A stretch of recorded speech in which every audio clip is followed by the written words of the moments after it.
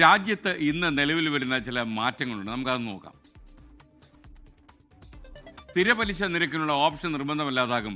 വ്യക്തിഗത വായ്പകളുടെ പലിശ പുനഃക്രമീകരിക്കുമ്പോൾ ഫ്ലോട്ടിംഗ് നിരക്കിൽ നിന്ന് സ്ഥിരം പലിശ നിരക്കിലേക്ക് മാറാൻ ഉപഭോക്താക്കൾക്ക് അവസരം നൽകണോ എന്ന് ധനകാര്യ സ്ഥാപനങ്ങൾക്ക് തീരുമാനിക്കാം. ഉപഭോക്താവിന് ഗുണപരം എന്ന് തോന്നിയാൽ ഭവന വാഹന വായ്പകളുടെ പലിശയ്ക്ക് പുറമെയുള്ള ചാർജുകൾ 3 വർഷത്തിനു മുമ്പേ മാറ്റാൻ ധനകാര്യ സ്ഥാപനങ്ങൾക്ക് അനുമതിയുണ്ട്. ജനറൽ റിസർവേഷൻ ബുക്കിംഗ് ആരംഭിച്ച് ആദ്യ 15 മിനിറ്റിൽ IRCTC വെബ്സൈറ്റ് വഴിയോ മൊബൈൽ ആപ്പ് വഴിയോ ട്രെയിൻ ടിക്കറ്റ് എടുക്കാൻ ഇന്നു മുതൽ ആധാർ നിർബന്ധമാണ്.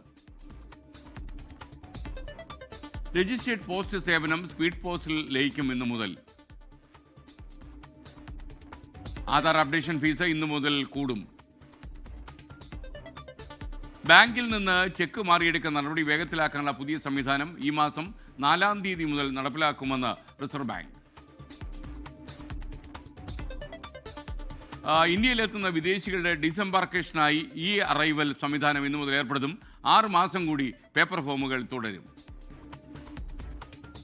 ലോകത്തെവിടെയായാലും ഏത് സമയത്തും 24 വാർത്തകളും ഓഗ്മെന്റഡ് റിയാലിറ്റി പാക്കേജുകളും എക്സ്പ്ലെയിനറുകളും വിശദമായി കാണാൻ ഞങ്ങളുടെ യൂട്യൂബ് ചാനൽ നിങ്ങൾക്ക് സബ്സ്ക്രൈബ് ചെയ്യാം.